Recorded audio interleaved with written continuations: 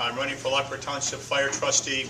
My wife and I own Siegel-Candidate farm on Weber Road. We've been there for 100 years. I haven't been. We've owned the farm for 100 years.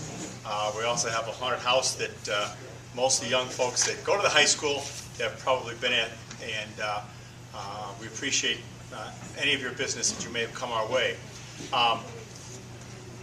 The primary reason that I'm running for Lockport Township Trustee is a lot of you have read a couple stories about how we had a fire chief that wanted to draw half of his pension while he was still working as a fire chief. And a lot of the problems we have in the local, state, and federal governments is pensions. And talk about abuse of a pension when you can let somebody continue to work for $130,000 a year and draw half of a pension, which is probably another $60,000 or $70,000, is wrong. They managed to find legal counsel that said that was all right. So the current 3-member board decided that they're going to shuffle the deck a little bit so that it'll work.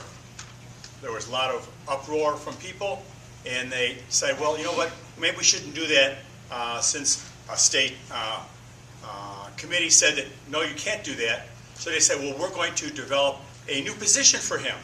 He's no longer going to be fire chief. He's going to be chief of something else.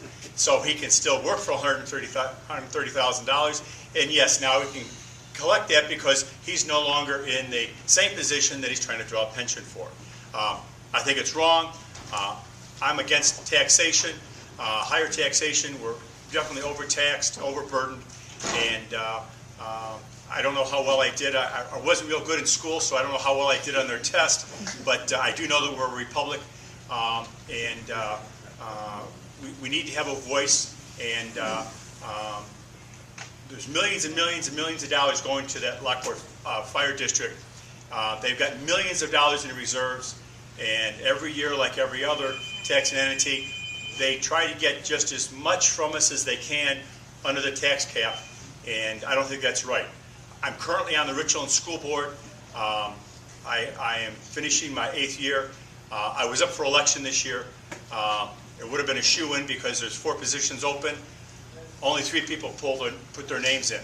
So obviously if I'd have run, it would have been easy to have stayed on that board. I was definitely not the only fiscal conservative on that board, but I worked very hard to make sure that we didn't give anybody anything that we didn't have to in terms of salaries and pensions. And I would guess the superintendent's probably going to be glad I'm gone because I'm sure I held his feet to the fire more than anybody else on the board. I guess I could have continued to do good there, but I think that we need some new representation at the fire district. The 3 guys that are on there now collectively have been there about 60 years. On average, they're there 20 years.